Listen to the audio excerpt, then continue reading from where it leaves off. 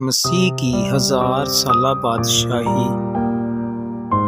خداوند کے زندگی بخش کلام میں سے مکاشفہ کی کتاب اس کا 20واں باب اور اس کی پہلی آیت سے مقدس یوحنا فرماتے ہیں، پھر میں نے ایک فرشتے کو آسمان سے اترتے دیکھا، اس کے ہاتھ میں عطا گھڑے کی کنجی اور ایک بڑی زنجیر تھی۔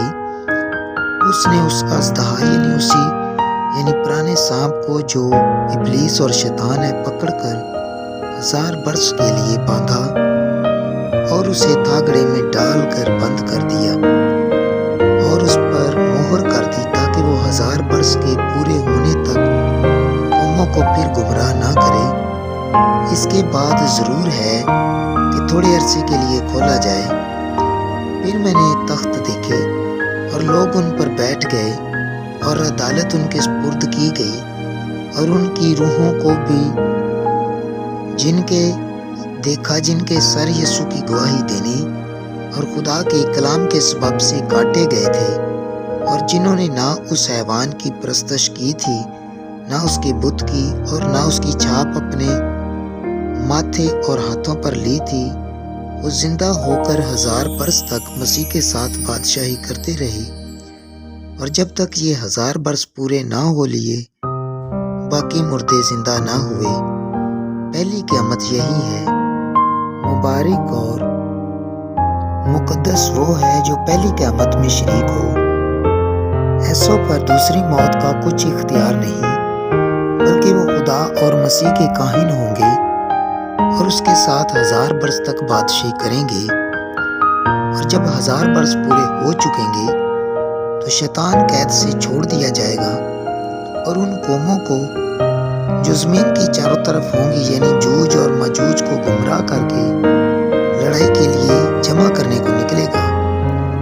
ان کا شمار سمندر کی ریت کے برابر ہوگا، اور وہ تمام زمین پر پھیل جائیں گی اور مقدسوں کی لشکرگاہ اور عزیز شہر کو چاروں طرف سے گھیر لیں گی، اور آسمان پر سے آگ نازل ہو کر انہیں کھا جائے گی، اور ان کا گمراہ کرنے والا ابلیس آگ اور گندک کی اس جھیل میں ڈالا جائے گا جہاں وہ حیوان اور جھوٹا نبی بھی ہوگا، اور وہ رات دن ابدالآباد عذاب میں رہیں گے۔ پھر میں نے ایک بڑا سفید تخت دیکھا اور اس کو جو اس پر بیٹھا ہوا تھا دیکھا، جس کے سامنے سے زمین اور آسمان بھاگ گئے اور انہیں کہیں جگہ نہ ملی۔ پھر میں نے چھوٹے بڑے سب مردوں کو اس تخت کے سامنے کھڑے ہوئے دیکھا، اور کتابیں کھولی گئیں۔ پھر ایک اور کتاب کھولی گئی یعنی کتاب حیات، اور جس طرح ان کتابوں میں لکھا ہوا تھا، ان کے اعمال کے مطابق مردوں کا انصاف کیا گیا۔ اور سمندر نے اپنے اندر کے مردوں کو دے دیا، اور موت اور عالم ارواح نے اپنے اندر کے مردوں کو دے دیا، اور ان میں سے ہر ایک کے اعمال کے موافق اس کا انصاف کیا گیا۔ پھر موت اور عالم ارواح آگ کی جھیل میں ڈالے گئے۔